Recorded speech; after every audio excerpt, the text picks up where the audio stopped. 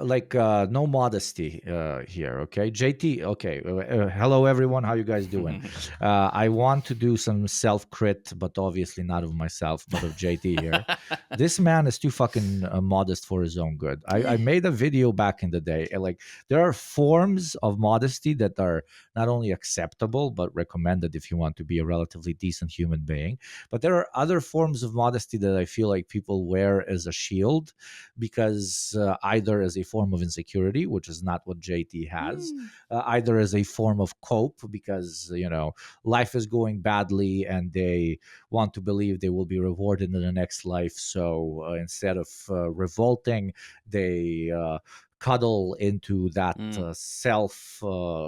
self-invented definition of modesty in order to kind of pacify themselves, which is also what JT doesn't have.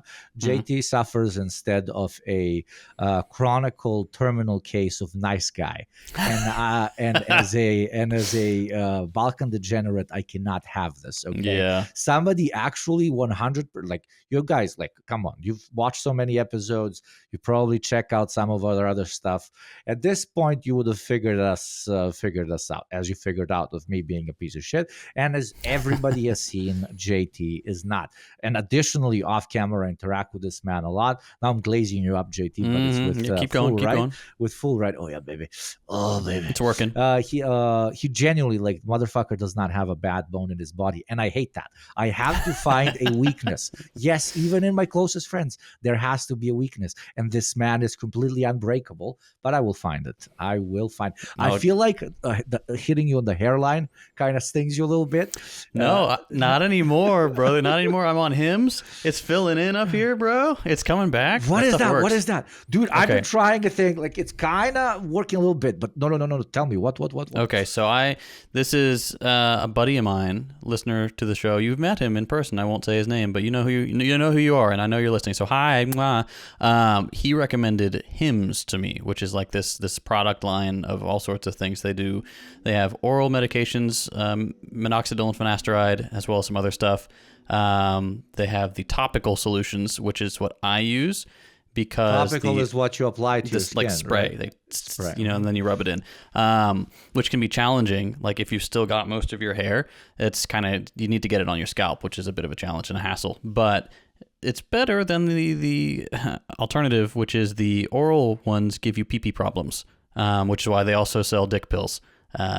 Together, packaged as a package deal. Yeah, they call it the package deal. No, but it's good. It works. I was like, this isn't gonna work. I'm doomed. Like, all the men on my mother's side have the monk haircut, and I thought I was doomed for that as well. But I've been using Hims for like 4 months now, and I've gone from, I guess, I don't know, the Norwood, like a Norwood 2, which is where you can really start to see your hairline receding at the corners, back to like a 1. Dude, you're deep into the lore, man. The complexes I didn't know any of this developing. Norman 2, 7, 8, like the different lines. It's the scale. It's the scale of like how far it's receded back along your brow, which I didn't know until like I started looking into this stuff. And give it a try. It works really well. By the way, not sponsored by the show. I'm using a different thing that was recommended to a guy who then recommended it to a guy by some female hairdresser. And there's 3 products that I need to use, and I used one and it worked like really good. My hair became extremely strong, and then I moved to step 2, which is the second product, and I don't think it's doing absolutely anything except making my hair sticky that evening after I put it on. But I got like a weird thing going on with like little spots that might grow. I'm still coping, believing that it won't, but I'm the main reason I wanted to try any sort of substance, and it's topical as well. Topical? What's the term? Topical, yeah, topical. As you top it? Goes on top your head. On top of your... I don't know why it's called topical. Okay. Topical is it's just you apply it on top of your skin. Yeah. The eternal drive to believe that if somebody speaks a language as their first language, they're actually like fucking literature majors. That is the biggest mistake when dealing with English speakers. with any dude. Hakeem and me like shit talk about fucking English, but start asking us about like the intricacies of Serbo-Croatian or Arabic, and we will look like the grammar stuff. Yeah, sure. the biggest fucking doofaces ever, especially because you get like super complicated there. But now, what I was saying is like I honestly started doing it because I think the placebo effect on me has a massive effect, no pun intended. So genuinely believing that it's going to help might actually end up helping.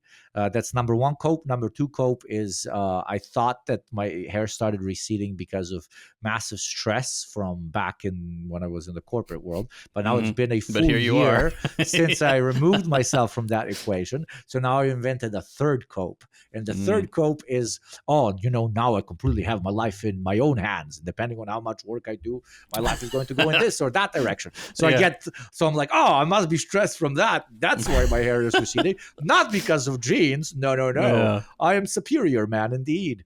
No, it's actually because... Yeah, I mean, it's because you've been doing the dry February thing. You haven't been drinking. How would you cope? Yeah, that would enter my brain. I don't have a problem, but I have been drinking more than you go this month for sure. But it is not a problem; it is a skill issue. What did I want to say? Oh yeah, because it created like the dry February relation I'm making to my hair levels is also toxic, because it was like it might be alcohol because I don't know, blood flow slows, and then it might not be getting into my scalp enough. So that's maybe why my hair is falling out. I've been dry for 7 days now, and it's done nothing. So why did I call it toxic? Now I know it's not from the alcohol. It's not the alcohol. Hakeem, his ears are ringing wherever he is. He's like, no, they're talking about medical stuff. No, they're all wrong. Dude, that is the peak of Yugopnik JT episodes. Is I can make presumptions. That's the word, right? Without him going, actually, motherfucker, just let me have fun. As a doctor, it's like, shut up. We're talking about pseudoscience. Fucking nerd, get the fuck out of here. I'm going bald because I'm not drinking. Speaking of going bald over stress, how's the fucking Volvo, man? Before you say it, audience members, you are split in half. 50% of you is probably like, I'm actually interested. And 50% of you is like, oh, fucking hell, you're giving. Here we go again. About the fucking So tell us who you are in the comments, I guess. Yeah, I want to know how many of you actually care. So my beautiful baby Volvo has been doing great. If you haven't listened to the last couple episodes, it's my daily. It's a great car, turns a little too many heads. It needs to be a little bit quieter. So right now it's in the shop for a serpentine belt problem. The belt, it's the one that goes on the front of your engine, the long belt thing that turns all of your accessory drives. So power steering, AC, water pump, stuff like that are all controlled by this belt while the engine is running. And mine keeps popping off, which means if I'm driving and that pops off, my engine starts to overheat. The oil starts to bubble, and it suddenly becomes very, very hard to turn because the power steering is gone. So that's not safe. So I've replaced it a couple times myself, but it's not just a bad belt. So it's either the tensioner, which is the thingy that holds the belt on this series of pulleys, or it could be a deeper problem like the harmonic balancer or something's out of whack. So I just took it to a shop so they can do it for me, because I don't want to go digging around and mess something up. So you're exploiting other people's labor. Exactly right. That is my favorite thing to do as a champagne socialist. The commodified entity, which is your passion, put into a vehicle, which is going to be very related to the conversation that we're going to be having today. Spoilers. But yeah, they actually really like having it there. I was talking to the guy on the phone. He's like... Yeah, because they're fucking used to it being there. It melted together with the shop after three fucking years. In the Balkans, you could never. You could never. What's the worst thing that can happen in the States? You fucking sue the motherfucker? No, they... you get sued for not having sued him here, if you know what I mean. That's ridiculous. But it's a cool old guy, and his mechanic buddies, and they like to do the speed shop stuff, working on custom cars. But most of the time, they just have people's my Buick, the air conditioning rattles a little bit when I turn it on, so they have to do that. And the guy's like, man, It's so cool. Like when my buddies come over, like, what the hell is that? When I start it up, because he'll just drive it around for fun because it's so obnoxiously loud, which is another reason it's there. I'm like, can you just put a valve muffler on this thing or like resonators or something? So they're going to quiet it down a little bit because that's the last thing that's making it stick out as not just a normal Volvo. It's like it is very, very loud. To make it a sleeper, but it's like ridiculously. Not only when you go RPM up for the non-nerds when he goes vroom vroom very fast, or it's always. It's always loud. You crank. No, it, you gotta do turn... it. It's always. It's always Actually, it's more of a. Why did you do the with a fucking Slavic accent? You told me to. I said and you're like Is this what I say? I say rududu. This fucking yank. I swear to God. I'll put the actual exhaust note in the edit, but it's got a nice cool like lopey sound, but the video doesn't do it justice. It's like when you turn that thing over, like people like stick their head out their windows and stuff. So like I'm sorry, I'm sorry. Most people think it's cool, but there are some old grannies who I might have given a heart attack. Oh Jesus! So and then suburbia as well. Like, what are you doing in a cul-de-sac? Slowly coming up to the car. Oh, it's a white boy. It is okay. It's okay. Yeah, I'm about to get the HOA called on me, but we'll get it quieted down. Don't you worry. Don't you worry.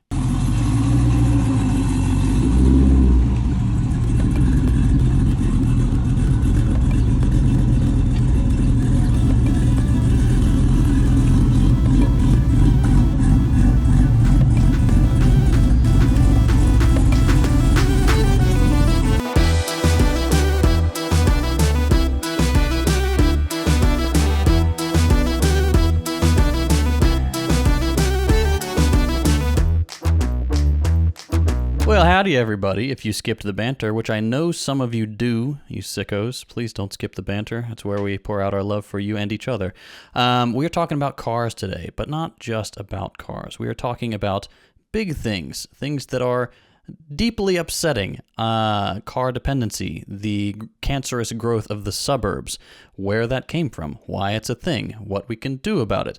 And we're going to do a brief jaunt through history from the early beginnings of the automobile as like a horseless carriage thing that was kind of dope to today, where we have sad little econo boxes like Mr. Incredible stuck in traffic. That's how I see modern life with cars.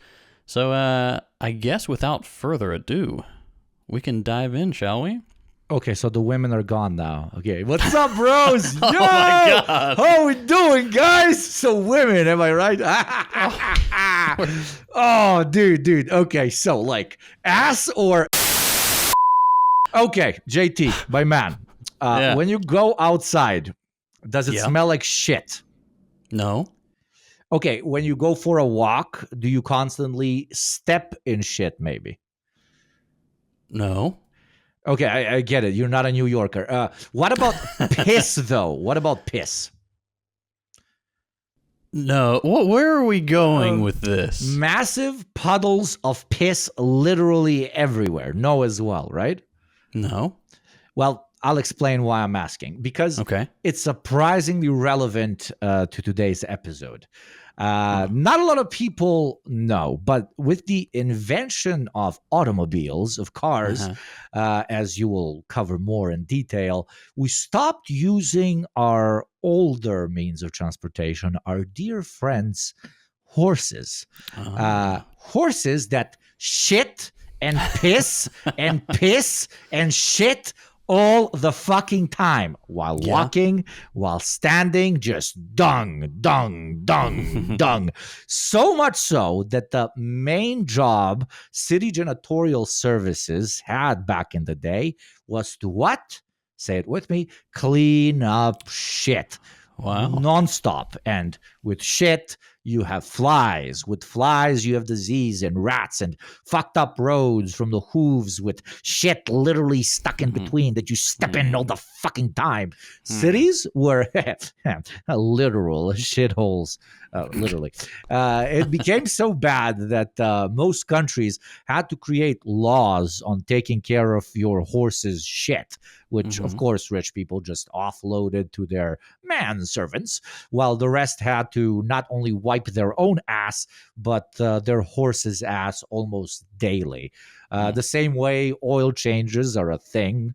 Nowadays, you have to pay attention to when you feed and water your horse so that it takes a shit at a proper time when your journey ends and not midway through. Even back in the Roman times, certain parts of the city were limited when it comes to you riding in with your horse, mostly to repeat because of shit.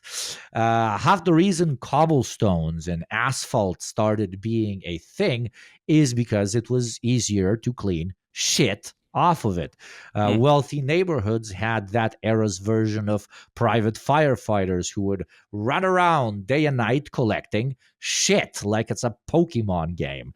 But with the invention of cars, that obviously went away. Not except certain models of cars which are literally shit, but like driving, and you have to look at that, and that is unnerving. At least it doesn't smell. Another rarely talk about point that I want to get everyone in the same room on when it comes to the pre-vehicular era is that we didn't only get rid of disease spreading shit, but also noise pollution. Now, of course, everybody is going, what are you talking about? Noise pollution in cars? That's a little same thing. Well, cars running by your window, especially if you live on a large boulevard, which I once did for a whole year. Please never do that to yourself. You should wake up by yourself from an alarm or by yourself, not a fucking G class going do do do do do do every fucking morning at 6 fucking a.m. Fuck that guy if he's listening. Awful years. Sorry, where was I? Yeah, noise pollution. While cars can be loud and annoying for those not versed in sampling and exhaust, like fine wine, it is nothing, and I mean nothing, in comparison to the never-ending clock, clock, clock, clock, clock, clock, clock, clock that horse carriages used to produce 24 fucking 7 in larger cities. And with potential electrification, noise pollution might be resolved, or cities might start sounding like fucking whoosh boards with a constant hum, further alleviating man-made sounds, keeping us at odds with nature. But it is an interesting fact nonetheless. Through machines and the abandonment of animals as transportation, we ironically made our cities quieter. And other than those two, traffic for a second became 50 times faster. And then obviously people invented Los Angeles and fucked it all up. We could also, by the 50s, travel almost at the speed of light as compared to a carriage. We no longer had to care if it's raining or snowing outside to consider whether a trip was feasible. That's a massive fucking change, by the way. That is a ridiculous change. We no longer tortured and mass bred our oldest friend, the horse, as if their lives were meaningless, and we, to most people's surprise, down the line made owning a personal transportation vehicle more available to the masses, as compared to, income levels and how many people could actually afford a horse before cars became relatively widely available. But I don't know about you. Shit and piss not being absolutely everywhere is kind of my fucking favorite aspect of abandoning the horse and going room, room, room. Couple problems though with that. So yes, I agree that stepping in various forms of excrement is pleasant, more pleasant than the alternative. However, you cannot turn a car into glue once it's reached at the end of its useful lifestyle. That is environmentally friendly. Nor can you gently touch foreheads with a horse in a spiritual commingling of in the spirit of the West. You can do that with your car, but you kind of look weird. You can't fuck your car. That's true. You could. You might get burned. Tailpipes are pretty hot. You tried, right? Yeah. Cars do not have beautiful, voluptuous cocks. That is accurate. I have to give you that one. I have to give you you that thought about that for too fucking I was long. like, there's got There truck has to be nuts. a car. Truck nuts. Truck nuts. Truck nuts. Do you have those where you are? Is that a thing? From time to time. Here it's more like it's a battle of religions. Like the Crusades still exist when it comes to truck drivers. Wait, you don't know this. So there's a shit ton of Turkish truck drivers, and then there's a shit of like Balkan and far European East truck drivers, and they constantly pass each other when they're driving through Germany and France. So all of them have these massive signs that say Bosnia, Croatia, with like a big cross in the middle, or like a big moon and crescent, you know, and a big like Turkish flag, like Turkey, like printed out all over the truck. That's so and they cool. pass each other and like flexing on each other by how pimped out their window thing is. You will see the craziest stuff. Some are like football fans, so it's all decorated in their particular club. So I've seen anime ones. I've seen ones like completely stickered up with like big booba anime ladies. It's there's like a subculture of both cultural aspects, but also like my religion much better than yours. I put cross on car now. Da. Wow, that's amazing. You know about that? Yeah. All our truck drivers here are mostly the same. Like it's a pretty safe assumption. Like when you see like, and we're talking like not commercial trucks here, but like pickups, like normal people pickups. I was talking about commercial trucks. Oh, if we're talking commercial trucks, I'm talking commercial here. The most usually you'll see on a commercial truck, maybe some like wheel spikes or something, or maybe like a little decal or like a visor or some LED lights or something like that. But mostly that's fascinating. I've never seen the culture war on a big rig. That's funny. Oh yeah, like it's dark. It is like 2 a.m. and you're super late somewhere and you're half asleep and you're driving down a completely empty road, and then you only see two big lights coming at you and a fucking cross like 2 meters above it. You're like, I'm dead. I died, and this is Jesus picking me up in his beautiful carriage. Let's fucking go. No, and then it's just some guy named Milos that is like, oh, this fucking blasting the national anthem. All right, let's get to the show. We had 2 shitposting segments in this episode. What? All No, right. that was relevant. That was the world before It's all cars. relevant. That was the it's world all before relevant. cars. When I saw how we're setting up this thing, he's immediately going to talk about cars, as if the world before that didn't exist. It didn't. It didn't. Why would you even want to live in the time before cars? It existed, but it was... You need to add drum rolls to this. All right. It was shitty. Oh, God damn it. Okay. Let's begin. The idea of the automobile, right? The motorized carriage back then, so not what we can think of today as a car, but its original conception dates all the way back to like the 1860s and 70s. And they were primitive, obviously, but the idea was there. So early inventors experimented with steam power, which was cumbersome and impractical for the average layperson. But if you fast forward to 1885 or 6, we find one Carl Benz. You probably recognize that last name, right? And he is credited with yeah. But he's the savior of the Iranian people. He gave them something to believe in. So like a Mercedes. Old school Deprogram listeners know what I'm referring to. That's a deep cut, yeah. That's a deep cut. He's credited with the production of the first truly viable automobile, which was powered by an internal combustion engine, a technology that continues to be used today, though, of course, obviously with major improvements since then. This groundbreaking machine was called the Benz Patent Motorwagen. Over the next decade, we began to see other inventors and eventually companies start to produce cars more professionally and with gradually increasing volume, though at this point, high volume for cars was still like, a couple dozen, maybe. They're still mostly novelties. Yeah, but the 1890s... cousins and shit, yeah. The 1890s saw the birth of familiar names like Peugeot, Daimler, and Benz. At the turn of the century, a guy named Ransom Olds, which sounds like a scummy way to make a living, introduced the... I know, I got a proper chuckle out of that name. I love like primitive names, even though this was like 200 years ago, but still very funny to me. Anyway, he introduced the Oldsmobile Model R, which is credited as being the first mass-produced automobile, with over 19,000 of them being assembled on a rudimentary production line over its lifespan. That's probably what started the modern naming convention for cars.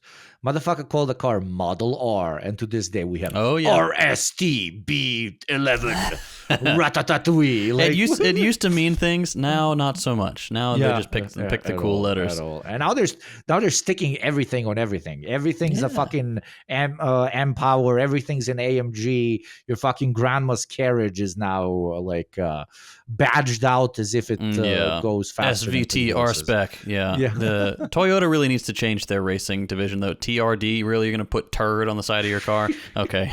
But yes, add an R. Yeah, but so 19,000 still like little dinky wagon things.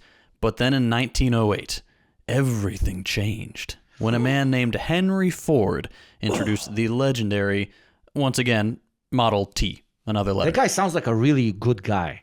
He was Ford. There's no way that a guy called Henry Ford could do bad things. No problems that I'm aware of. But then when old Jew-hating Henry, as his friends called him, stepped up to the plate, these machines started to look more like the cars we're familiar with today. But just for people who aren't aware, Henry Ford, massive piece of shit, very anti-Semitic guy, among other problems. But the Model T itself was a game changer.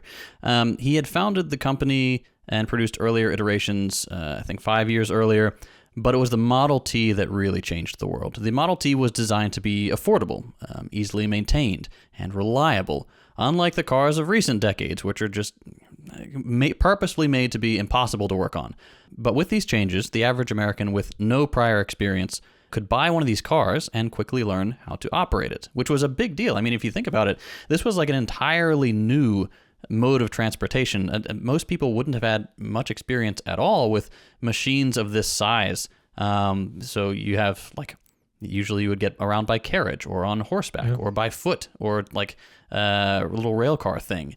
The fact that it was so accessible that someone who had never driven a car before, never seen a car before, could get in and learn how to do it safely and quickly, that was pretty remarkable. Very impressive. Yeah, it's like giving a plane to someone who's only ever driven a car nowadays. It's not. I can't even imagine how complex that would seem. And they were more complex than today. Like the whole lot more levers and boopers and boppers to get it moving. Car ownership then became more commonplace. In 1913, Ford dropped another all-timer. He introduced the first moving assembly line. So before, workers had to move around a stationary vehicle, but now the whole vehicle traveled along a conveyor belt to many individual stations designed to do one specific thing. This drastically reduced the amount of time it took to assemble a car, and it also had the added bonus of making sure that no one worker had a complete grasp on how to put together a car, right? So Ford Mark's made bank. Losing his fucking mind. Alienation! Yeah, he's pointing at the screen, yeah. But so obviously Ford made bank here, right? And he protected his capitalist interest by speeding up the process and also atomizing the workers. So like when all you know how to do is install windshields, it doesn't matter if you can install 100 of them a day, you can be replaced much more easily than someone with a grasp on how to build a whole car. But old Henry didn't stop there. He then introduced the $5 workday, effectively doubling the rate for factory workers, making them fiercely loyal, reducing turnover, and ensuring his workers could afford to buy the cars they were producing, thereby driving up demand even further. Back when capitalists, were fucking capitalist dogs, but kind of understood how the world works, you know? Yeah. When they had class consciousness, ironically, the evil kind, but still, they understood how people somebody needs to buy the stuff I'm making. Yeah, exactly. If your entire economy is based on consumption, people need to be able to afford to consume. If the guy assembling TVs can't afford to buy that same TV, you got a problem. So, thanks to this automated production line, a car that originally took 12 hours to assemble now rolled off the line in just 90 minutes. It's crazy. That is such an enormous revolutionary shift in production. That I can't even fix my room in 90 minutes or finish having sex in 90 minutes. Let alone make a car. Wow. Yeah. Wow. Yeah, truly impressive. I mean, especially back then. But this efficiency It allowed Ford to slash the price of a Model T from $850 in 1908 to just $260 in Wow. 1925. So like a third of the price, less than a third of the price, which made it way more affordable to the average person.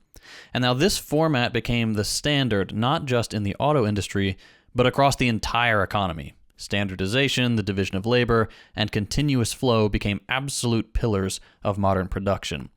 And this was the beginning of car culture. Maybe not as we see it today, but the Model T started the ball rolling for a newly mobile middle class, for the birth of the suburbs, and the total transformation of American society. And holy shit, did it transform it as we move into the good old roaring 20s. Alcohol bootlegging, craziest of parties, vomit, and STDs. Kind of like our 20s. Maybe You're the really cycle- selling it to me. You're really selling Yeah, it. may the cycle never end, bro. And when it comes to cars, the first stepping stone towards the United States we see today. With the wider adoption of cars as a means of transport for the many, traveling became an industry like never before, and the country started molding itself to this new reality. Stuff that almost everyone associates with the States nowadays, from roadside motels to big city hotels, gas stations, and the quintessential diner, were all born out of a new mass of consumers now exploring the interior of the country.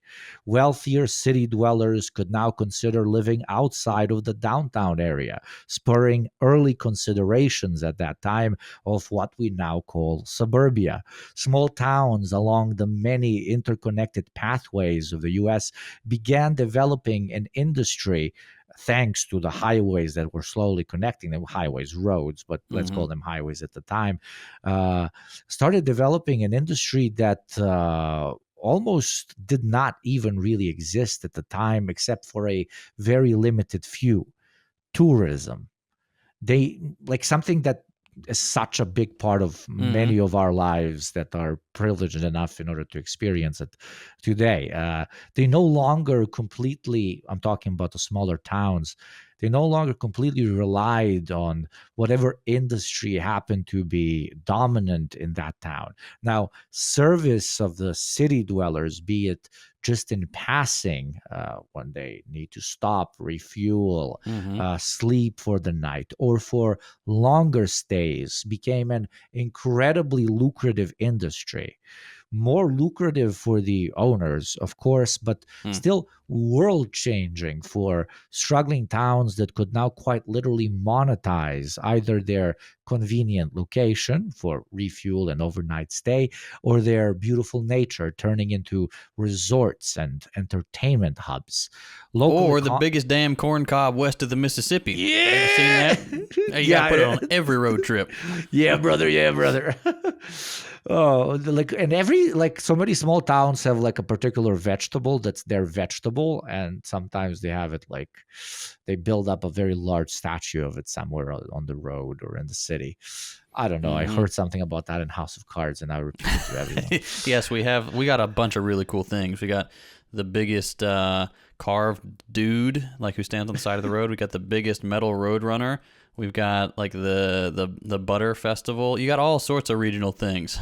It's all, but like those, like it's very important that you mention it, because those things used to be extremely local. Like nobody would interact with them except the privileged few that would travel for tourism, or only those that would have to trek these incredible miles on horseback because of work, and a few adventures, of course, from time to time. Local economies, became more interconnected with the wider market for the good and the bad. One simple example is the cost of living obviously went up for the locals, even though new jobs were introduced, an issue that could easily be solved by worker ownership. But hey, are we some fucking commies over here? But okay, enough. That's the general economic impact, obviously massively simplified. This is a podcast after all. But what about the soul? Well, the youth embraced car culture faster than anyone else. Now they were no longer limited to the places their parents have lived in for generations. The world became bigger, more accessible, and with it, the rejection of previous norms which bred and festered on isolation started taking root. The world began to connect with the car leading the way. And then we did World War II. Whoops. Whoopsie. Well, A little whoopsie. just a little oopsie. So you can't really go over the history of the automobile or the history of much when we're talking about the modern era without talking about World War II, which as we know was just one of several oopsies of the time.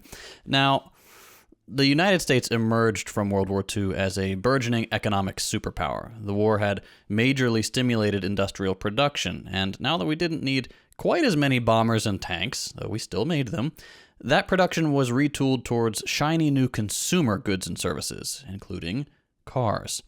This economic boom was spurred on by the GI Bill, which was part of a suite of perks for returning soldiers.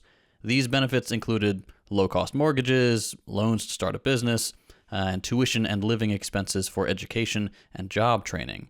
The home loan program was particularly influential. It enabled millions of veterans to purchase homes, often in newly developing suburban areas.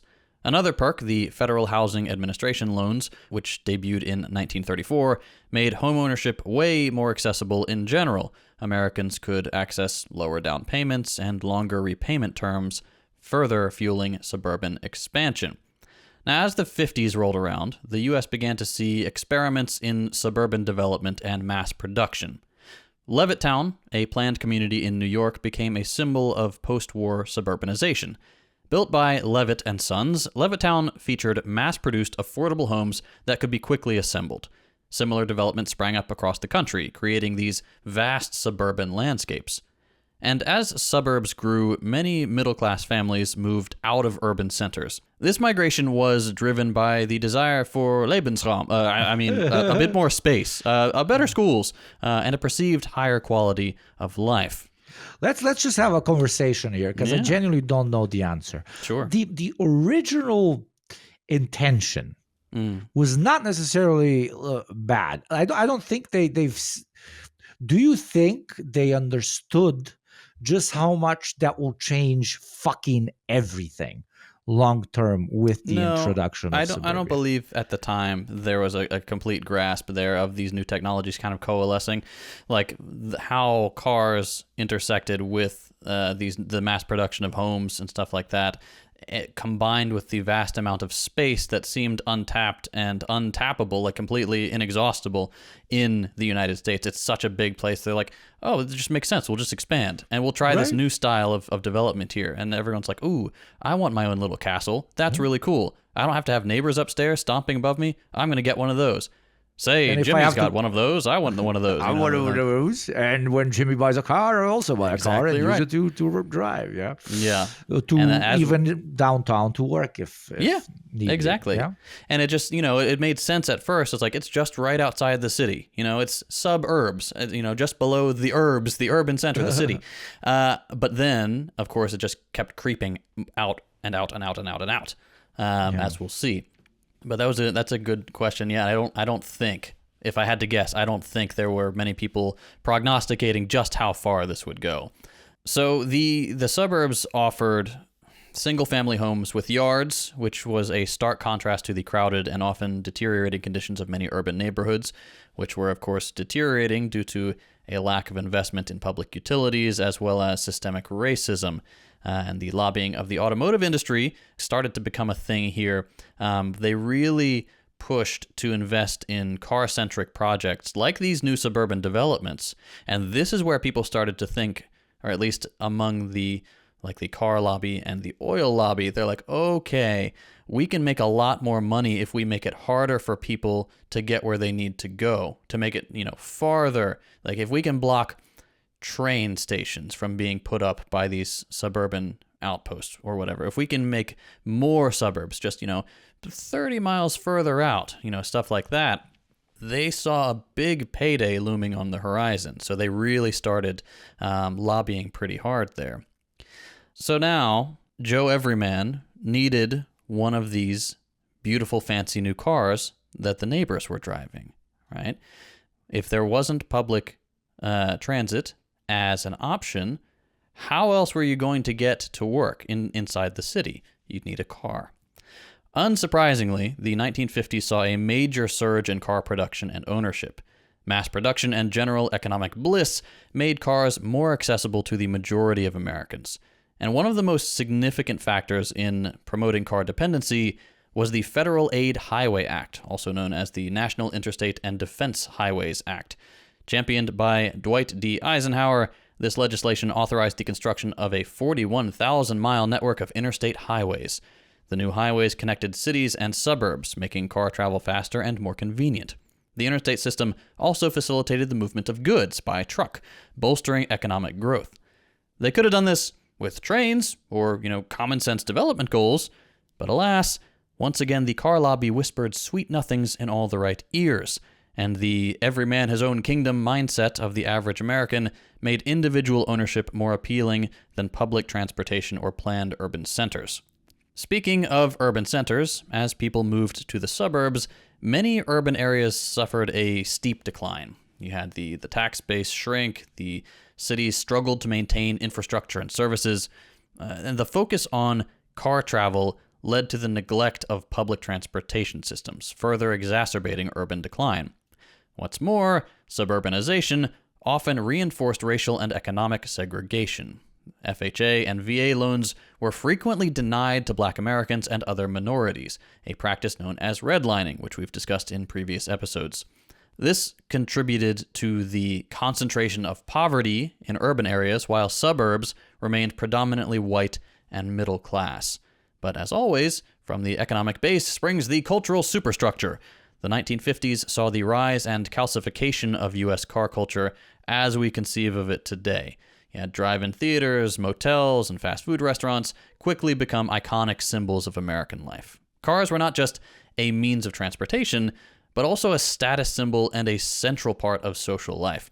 So, try to imagine a 1980s high school movie without cars playing a major role in the whole freedom and coming of age thing, right? That's nearly impossible. It's a feature in just about all of them. And that was completely intentional and completely programmed. These were some of the smartest marketing experts of the time, mostly feeding off of marketing theories that arose from this cousin of Freud. Now, this sounds like a conspiracy theory, but this is fact, where they finally understood that selling a commodity to people by linking it to notions of identity and self-enlightenment and the idea that the way how you consume is who you actually are really started not only festering, growing, but completely changing the human psyche to an extent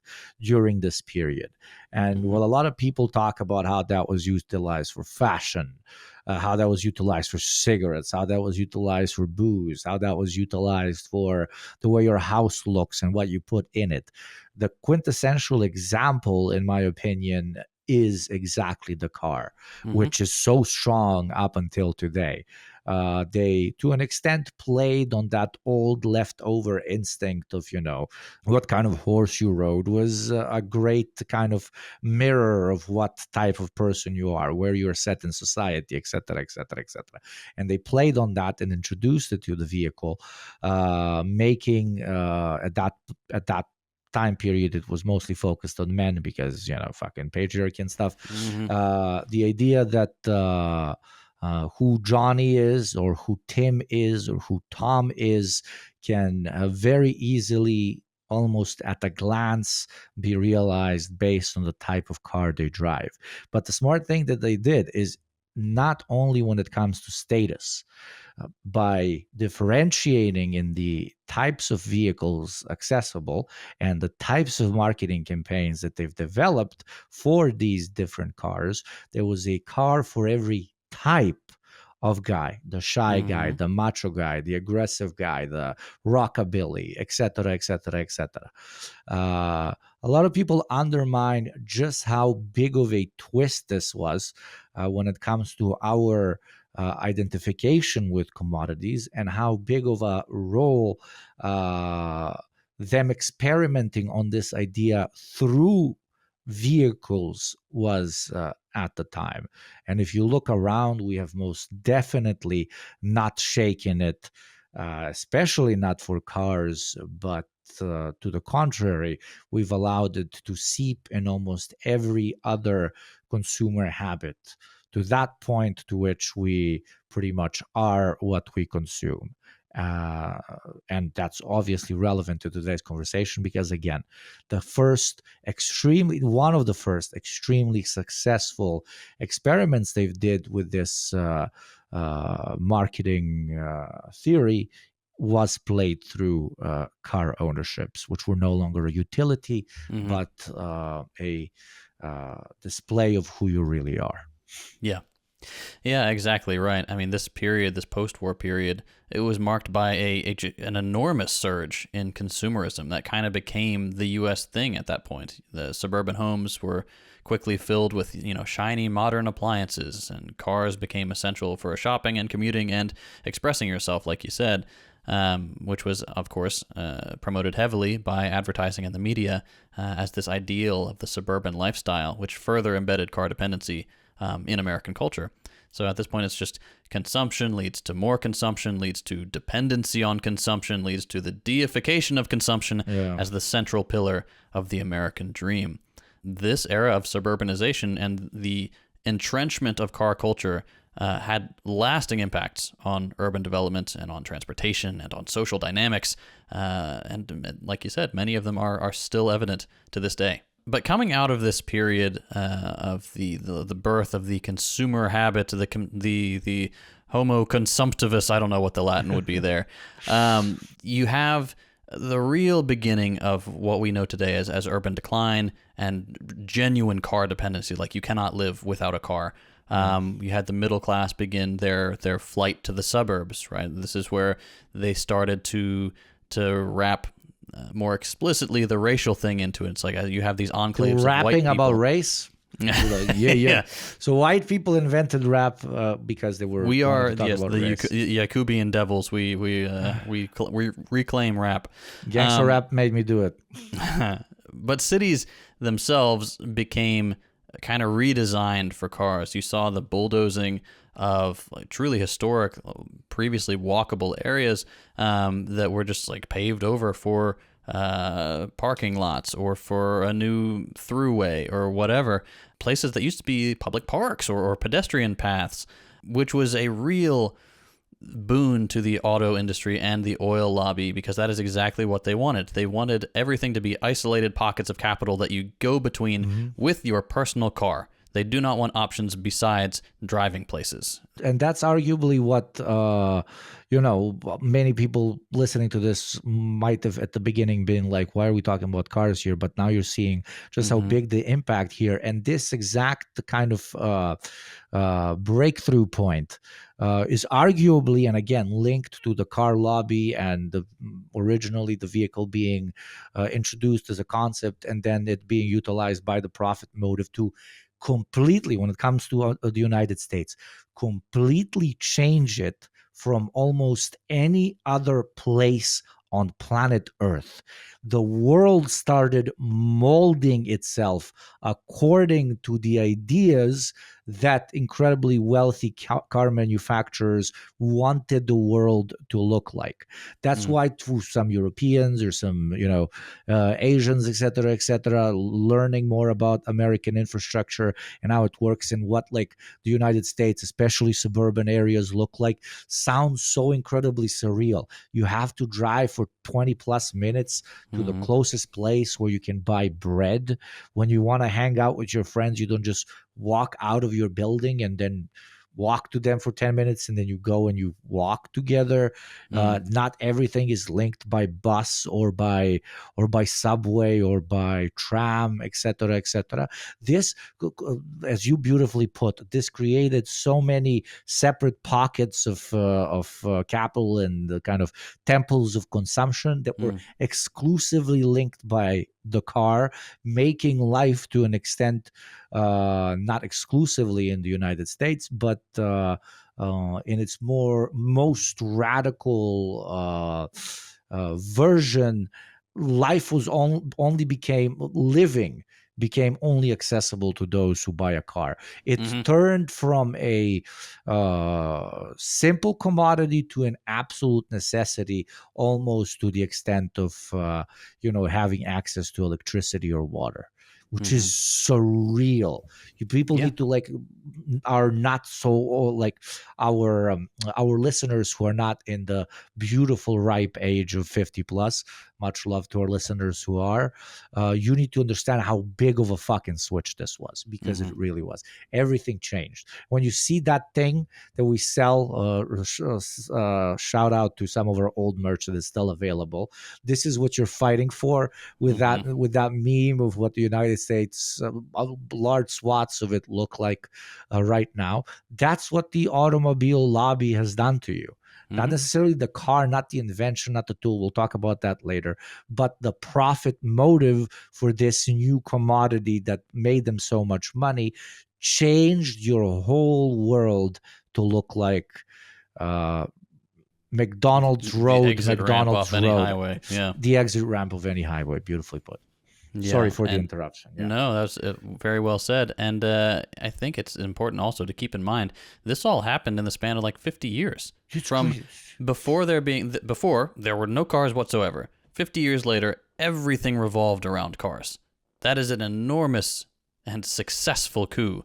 One of the most successful in I think, corporate history. So I'm going to skim a little bit. We're already going to run a little bit long here, but obviously the oil crises, 1973 and 1979, that began to show the dangers of car dependency. And people started to grow a conscience a little bit when they learned after Exxon did some of their research, and we started to see the dangers of climate change. Back then it was called global warming, and there were other terms for it as well. But by then, regardless of pushback and what people thought and the possibility that oil might not be as stable as we had thought, it was kind of too entrenched to do anything about it. You couldn't just, reverse course as easily as one might have hoped even a decade or two before. But that was the long-term plan of the car lobby. Like that's exactly when you can't do anything without us now, motherfucker. Same like Trump saying, "Oh, you have to pay more if you want." Like the Europeans have to pay more, and some like European patriots or whatever, like, okay, fuck that. Let's just like do it without the Americans. And then the Americans are like, "We built the entirety of your military infrastructure. You can't do anything without us." It's a mob shit, bro. It's a hostage situation. Yeah, exactly. So let's get to the Reagan era now. And this is the period where if you look at just about any graph, we see a massive spike or a calamitous drop, depending on which way means bad, right? It's just pretty much on any measurement, any statistic, you can say, okay, things got really bad somewhere. Let's flip back through the charts. That was when Reagan came to office. And obviously, there's no great man / evil man theory thing here, but he was a tremendous tool for evil in terms of corporate power in the United States. Car dependency, suburban sprawl, and the death of public transportation were some of these problems. And Reagan's policies, mostly the product of the Heritage Foundation's mandate for leadership and his own personal infatuation with neoliberal ideas, they emphasized deregulation, tax cuts, and reduced government spending. And these policies had profound effects on transportation and urban development. The Reagan admin significantly reduced federal funding for public transit.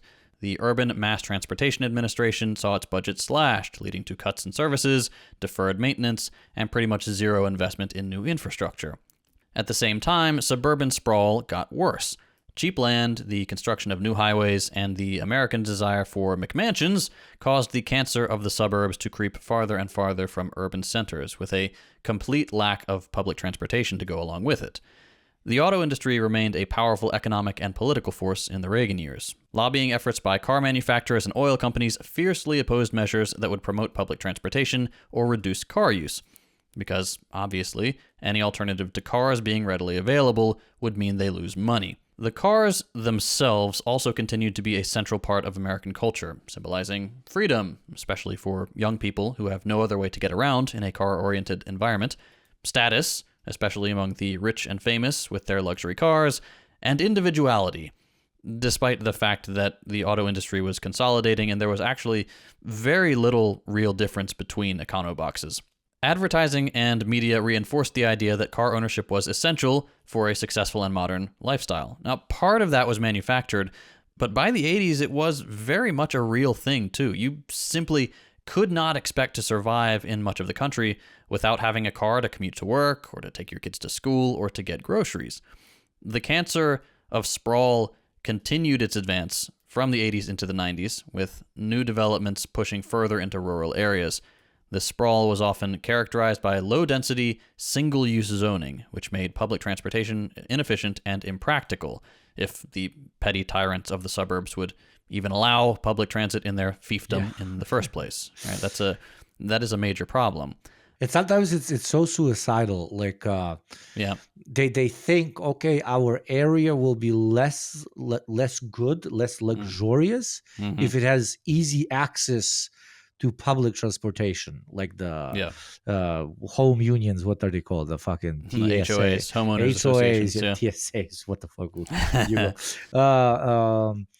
While for example, in my part of the world, dude, like your flats price goes through the fucking roof the closer you are to a public transportation hub, because you can teleport yourself to the city center by just going into the fucking subway.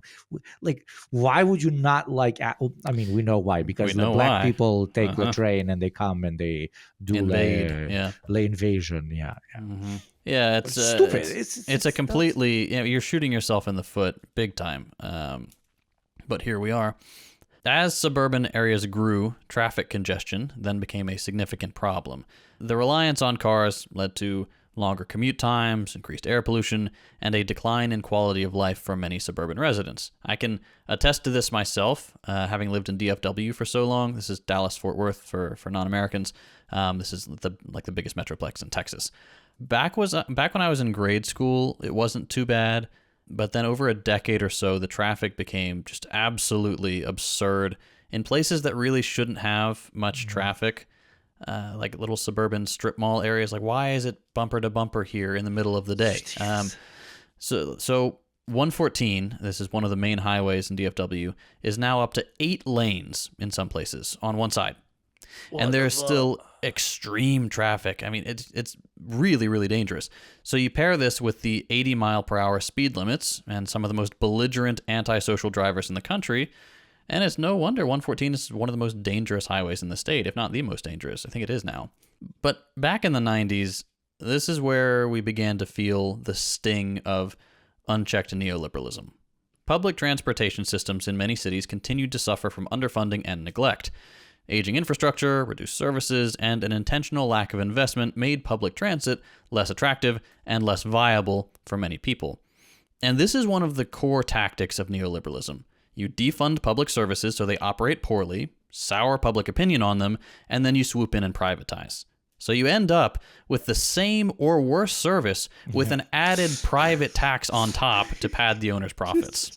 It's brilliant. Give them credit for concocting a really good scheme, but it's also the reason everything sucks so much and you have to pay to exist.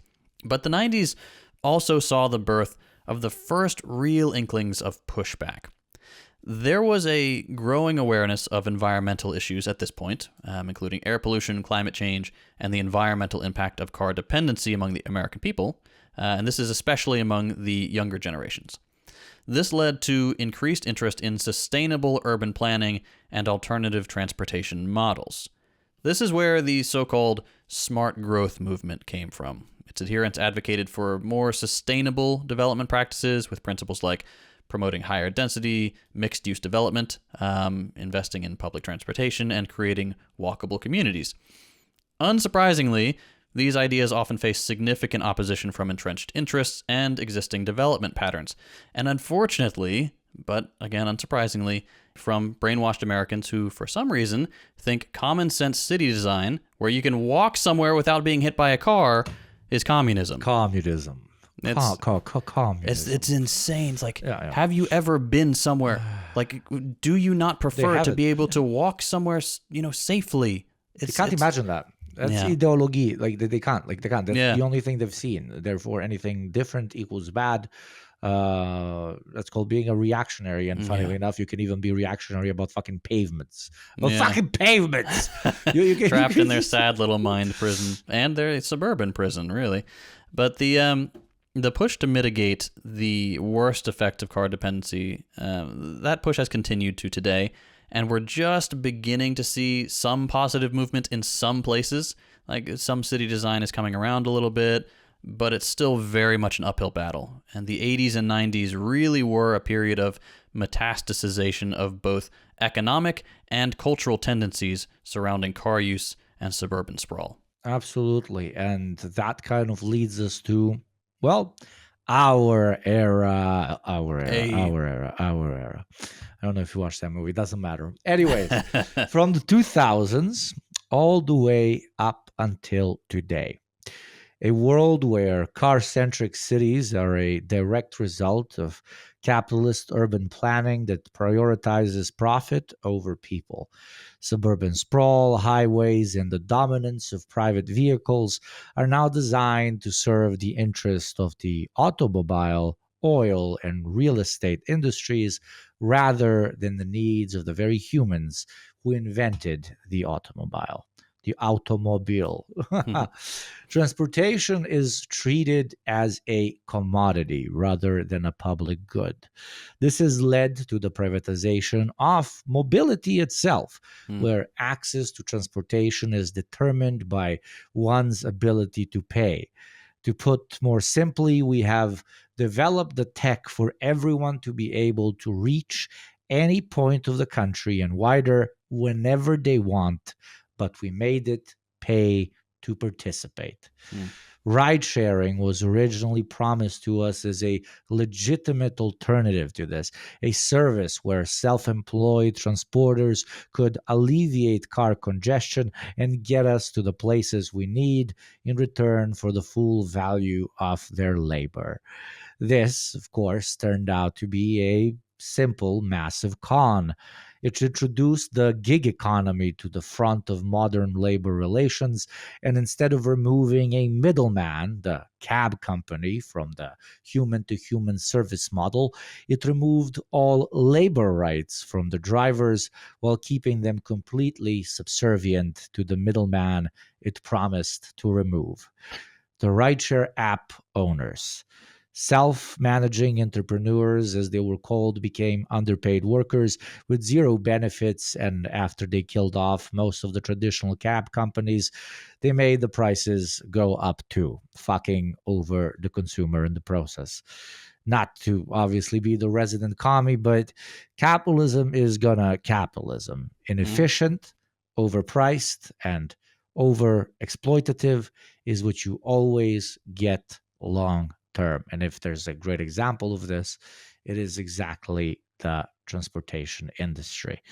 The problem of a car-centric infrastructure doesn't end there, suffice to say. I'm pretty sure every single listener we have understands the environmental impact JT mentioned earlier, the way it segregates our cities, the fucking traffic.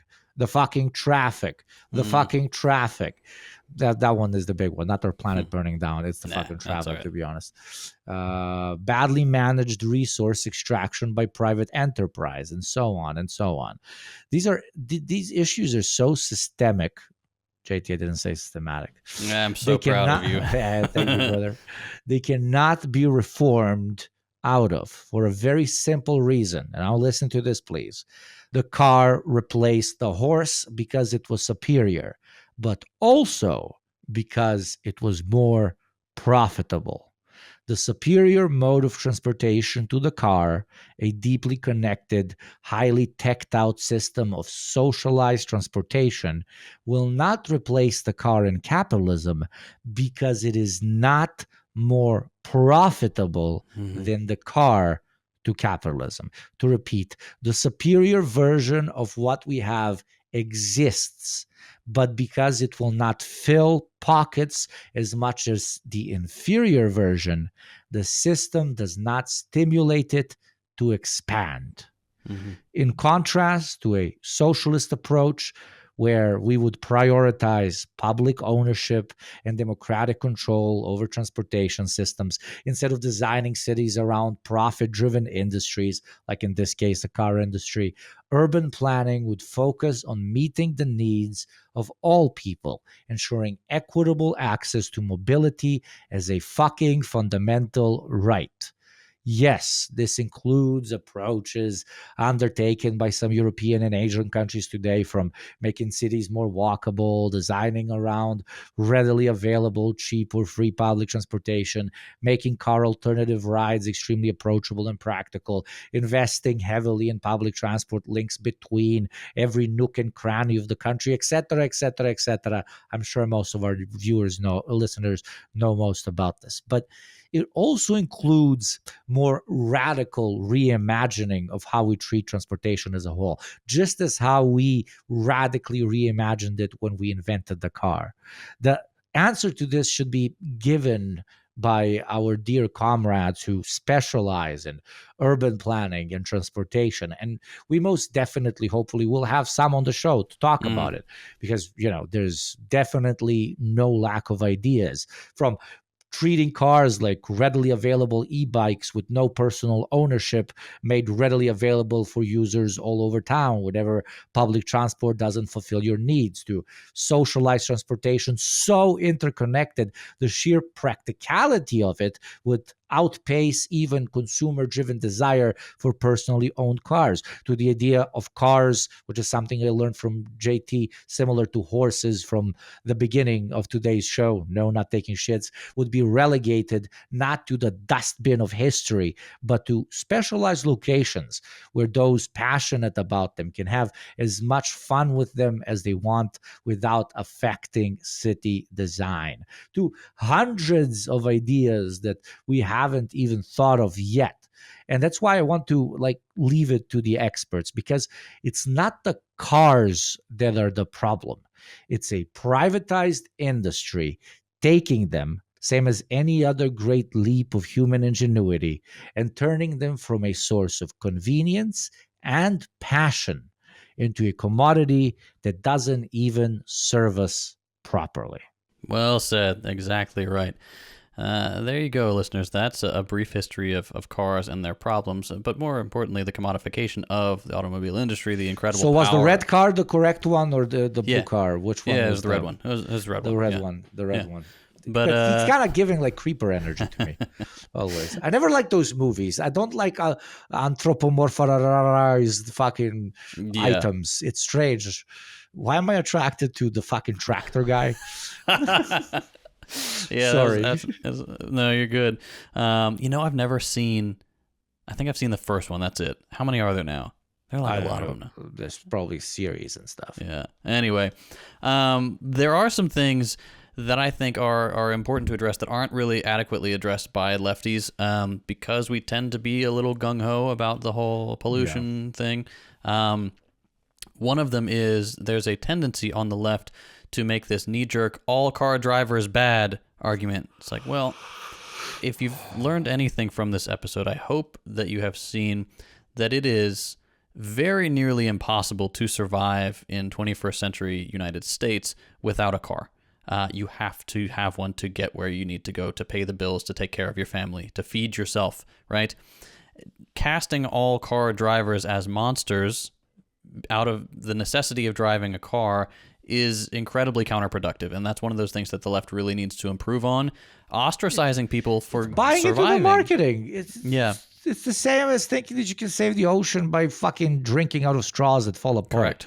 What the fuck? You sorry, please. No, you're exactly right. I mean, to give one example, there are Abby Martin is the one who put this statistic out. So go check out her stuff. At any given time, there are, I think, 3 to 6 bombers of a particular variety, B-80, I think. I'm not a military guy, flying around on mission readiness missions in the United States. And one of those, for one mission, one of those prep missions where they're not even doing anything, they're just flying around, emits more greenhouse gas emissions than a person driving their personal car ever does. The entire lifetime of the vehicle. Crazy. One plane, one Fucking mission. shit. And they're constantly flying, multiple of them. So it's like, it's no secret that the U.S. military is the largest polluter on the planet by far. So if we want to deal with climate change, first things, we need to deal with the problem of militarism and imperialism, which has been a problem for a very long time. But also, if you really want to take it out on somebody for their personal choices, why not start with something frivolous like cruises? Cruise ships are incredibly polluting, and those, you could say, are not necessary. Still, you'd be like, okay, let people have a little bit of fun. If they're they're going into retirement and they've never seen Greece or whatever, they want to do something like that. They want to take a cruise. Fine. They do that once in their life. Fine. Whatever. Don't go after people who drive cars just out of necessity. So then you say, okay, well, what about people who drive cars for fun? Like you, JT, I know you used to have a car show. Yeah, I did. I never owned those cars, by the way, for the Destiny viewers. But the thing with that is motorsport is such a small niche thing, with a pretty high barrier to entry, where it's like the emissions from someone who drives for fun are way, way, way, way, way lower than anybody just commuting for a week. Like you burn so much less fuel. You take the car out. They're called the garage queens for a reason, because they sit in your garage 95% of the year.